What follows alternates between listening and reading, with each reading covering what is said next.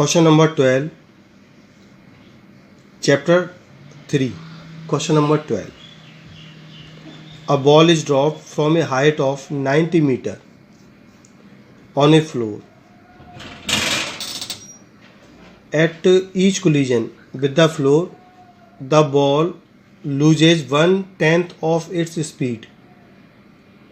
यानी कि जैसे ही बॉल फर्श पर टकराती है, फ्लोर पर गिरती है, तो उसकी स्पीड 1/10 लूज हो जाती है। 1/10 स्पीड को वो खो देता है। Plot the speed time graph of its motion between 0 to 12 second. 0 से 12 सेकेंड के लिए हमें स्पीड टाइम ग्राफ को प्लॉट करना है। सिंपल सी बात है, एक बॉल 90 मीटर हाइट से गिर रही है और जब भी वो फ्लोर से टकराएगी तो उसकी स्पीड 9/10 रह जाएगी, यानी 1/10 स्पीड को वो लूज कर देगी। जैसा आपको यहाँ डायग्राम में दिख रहा है, इनिशियल स्पीड u1 0 है और इनिशियल टाइम पर इनिशियल स्पीड उसकी 0 है।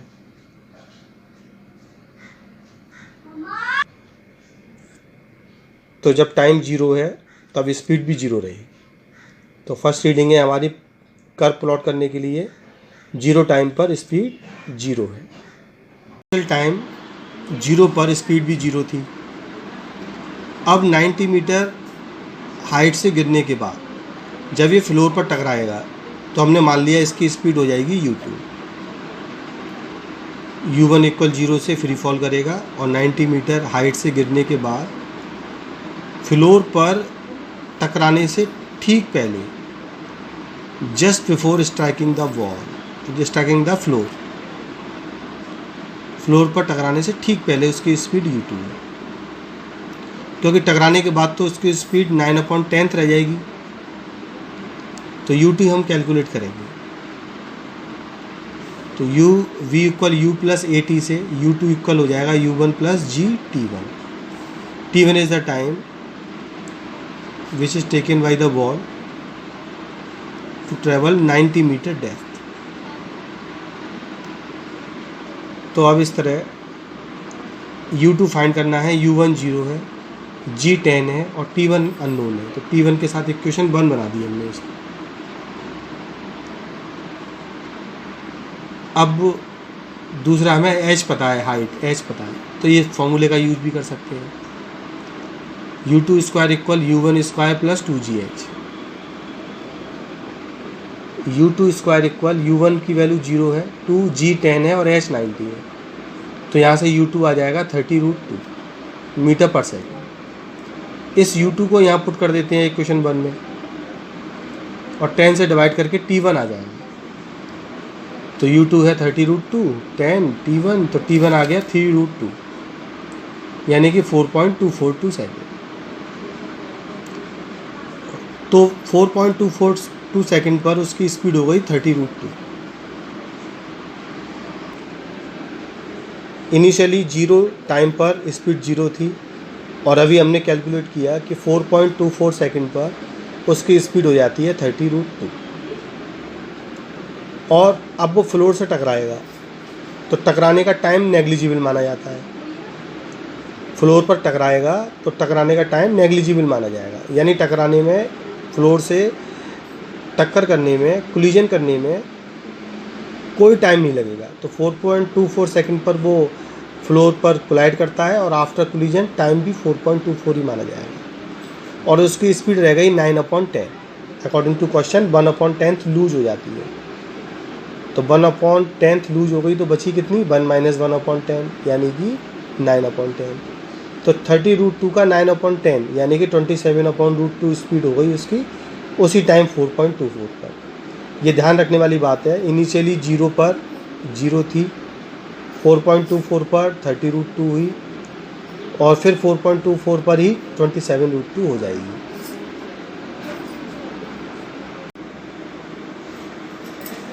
इनिशियली स्पीड 0 थी, टाइम भी 0 था।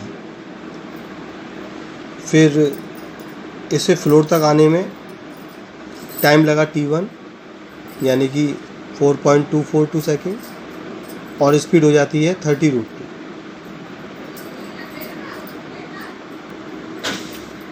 Before striking the floor speed u2 है, and in negligible time after striking the floor speed हो जाती है u3।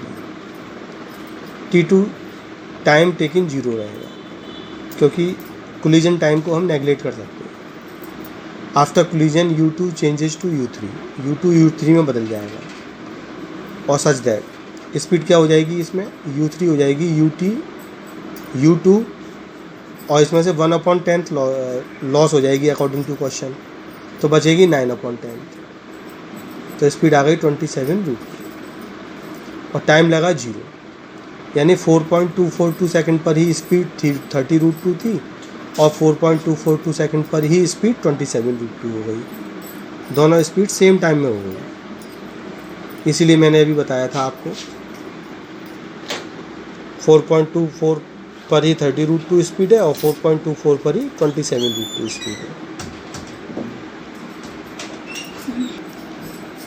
तो अब फ्लोर पर टकराने के बाद उसकी स्पीड हो चुकी है u3। अब u3 स्पीड से ये तब तक ऊपर जाएगा जब तक कि उसकी स्पीड 0 ना हो जाए, यानी u4 0 ना हो जाए, और इसमें टाइम लगेगा t3। हमने लेट कर लिया, टाइम कितना लगेगा इसमें t3। u3 स्पीड थी आफ्टर स्ट्राइकिंग द फ्लोर 27√2, और ये अब इस स्पीड से कब तक ऊपर जाएगा, जब तक कि इसकी स्पीड 0 ना हो जाए, और इसमें t3 टाइम लगेगा। तो हम इक्वेशन यूज कर सकते हैं u4 equal u3 minus GT3, वही v equal u minus GT से।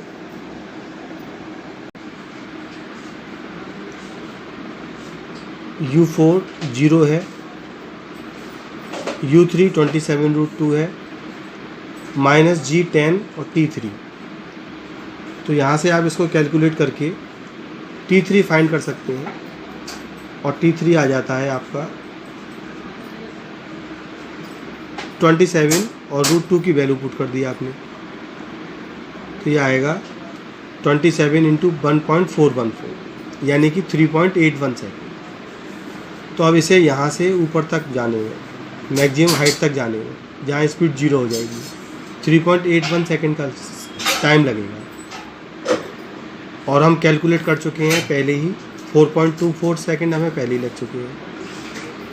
4.24 सेकेंड पहले लग चुका है जब तक स्पीड हो गई थी 27√2, और अब 4.24 के साथ प्लस हो जाएगा 3.81,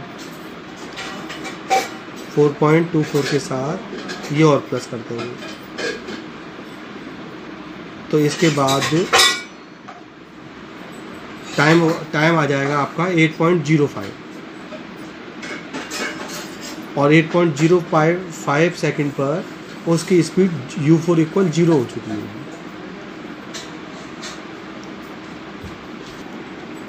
यानी कि 4.24 सेकेंड में आप नेक्स्ट टाइम 3.81 प्लस कर दोगे, तो 8.05 सेकेंड पर वो अगेन 0 स्पीड पर आ जाएगा। मैक्सिमम हाइट पर होगा जहाँ u4 दिखाया है मैंने, तो वो अगेन 0 स्पीड पर होगा। अब जितना टाइम उसे ऊपर जाने में लगा उतना ही टाइम में वो वापस भी लौटेगा। जितना टाइम यानी कि 3.81 सेकेंड, जितना टाइम यानी कि 3.81 सेकेंड इसे ऊपर जाने में लगा और स्पीड 0 हुई, 27√2 से स्पीड 0 हुई, उतना ही टाइम यानी कि 3.81 सेकेंड में ये वापस लौट कर भी आएगा जैसा यहाँ दिखाया गया है, और इसकी स्पीड 0 से फिर से 27√2 हो जाएगी, फिर से हो जाएगी अकॉर्डिंग टू न्यूटन्स लॉ। इसकी स्पीड 27√2 थी और ये ऊपर जाकर 0 हो गई t3 टाइम में, तो t3 टाइम में ही वापस ये लौट कर आएगा और इसकी स्पीड फिर से 27√2 हो जाएगी। तो 8.05 सेकंड के बाद 3.81 और प्लस कर देंगे उसमें, तो 11.86 टाइम होगा और इस पर उसकी स्पीड फिर से 27.2 हो जाएगी। जैसा मैं अभी बता रहा था कि U4 से U3 तक आने में उसे स्पीड फिर से उतनी गेन कर लेगा जितनी U3 से U4 तक जाने में लॉस की थी। तो 8.05 के बाद 3.81 और प्लस कर दें तो 11.86 पर उसकी स्पीड फिर से 27.2 हो जाएगी और 11.8 सेकंड पर वो फ्लोर के साथ कोलाइड करेगा और कोलाइड करने में टाइम होता है नेग्लिजिबल। तो नेग्लिजिबल टाइम में यानी उसी समय पर 0 टाइम में ही वो अपनी स्पीड 9/10 कर लेगा, यानी 1/10 पार्ट उसका लूज कर देगा। ये U3 स्पीड से स्ट्राइक करेगा फ्लोर से, और नेग्लिजिबल टाइम 0 टाइम में उसकी स्पीड बदल कर हो जाएगी U5, जो कि U3 का 9/10 पार्ट होगी, यानी कि 24.3√2 11.8 सेकंड पर ऐसा होगा। और 11.8 सेकंड पर 86 सेकंड पर उसकी स्पीड होगी 24.3√2, जो अप्रॉक्स 12 सेकंड तक का काम हो गया। और यही हमसे क्वेश्चन में कहा गया है 0 to 12 सेकंड तक कर्व प्लॉट करते हैं। 0 से 12 सेकंड के लिए आपको कर्व प्लॉट करके दिखाना है। VT कर्व प्लॉट करना है आपको 0 से 12 सेकंड के बीच। हमने एक्स एक्सिस पर टाइम ले लिया 4 सेकंड, 8 सेकंड, 12 सेकंड। पहले रीडिंग है हमारी 4.24 सेकंड पर, तो 4 से थोड़ा आगे दिखा दिया। दूसरी रीडिंग है 8.05 सेकंड की, ऑलमोस्ट 8 पर ही शो कर सकती हैं। थर्ड रीडिंग है 11.86 की। कर्व प्लॉट करना है VT curve for 0 to 12 second. X axis पर हमने टाइम ले लिया है। पहली रीडिंग हमारी 4.24 सेकेंड की है, तो 4 सेकेंड से थोड़ा आगे ले लिया। दूसरी रीडिंग 8.05 है, ये 8 पर ही रहेगा। और थर्ड रीडिंग 11.86 सेकेंड की है, जो 12 से थोड़ा पहले आ गया। 0 टाइम पर स्पीड भी 0 थी, तो कर्व यहाँ से स्टार्ट होगा 0 से। 4.24 पर उसकी स्पीड हो जाती है 30√2, तो यहाँ आ गए 30√2 पर। अब 4.24 पर ही सेकंड रीडिंग हो जाती है उसकी 27√2, सेम टाइम पर, क्योंकि वो फ्लोर पर स्ट्राइक कर रहा था।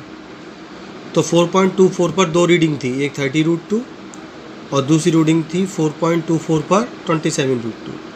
तो ग्राफ को सीधा वर्टिकल ले आएंगे नीचे, वर्टिकली 27√2 तक ले आएंगे। यहाँ आप देख पा रहे हैं 4.24 पर 30√2 और 4.24 पर ही 27√2 है। तो वर्टिकल लाइन आ जाएगी, 0 टाइम में स्पीड कम हो गई। अब थर्ड रीडिंग के अकॉर्डिंग 8.05 सेकंड पर स्पीड 0 हो जाती है, जो डायग्राम में हमने दिखाया था आपको। स्पीड 0 हो जाती है। यहाँ U4 0 हो गई। 4.24 प्लस 3.81 यानी 8.05 सेकंड पर स्पीड 0 हो जाती है। तो 8.05 सेकंड पर स्पीड 0 हो गई। अब जितना टाइम उसे ऊपर से नीचे आने में लगा था, उतने ही टाइम में वो फिर से उतनी स्पीड गेन कर लेगा। 27√2 से यहाँ तक आने में स्पीड 0 हुई। अब 0 से फिर से स्पीड 27√2 गेन कर लेगा उतने ही टाइम में, उतना ही टाइम 3.81 सेकेंड में। तो जब आप 8.05 में 3.81 ऐड करोगे तो 11.86 आ जाएगा। और 11.86 सेकेंड पर इसकी स्पीड फिर से 27√2 हो जाएगी। लेकिन फ्लोर से टकराने की वजह से 1/10 पार्ट को लूज कर देगा, और उसी टाइम पर 11.86 पर ही इसकी स्पीड घटकर आ जाएगी 24.3√2 सेम टाइम पर। तो वर्टिकल लाइन से शो होगा। 12 सेकंड तक कर पूछा है, तो इसको थोड़ा सा आगे निकाल कर छोड़ दिया, थोड़ा सा आगे करके इसको छोड़ दिया। तो ये VT कर्व था, रिक्वायर्ड VT कर्व था ये।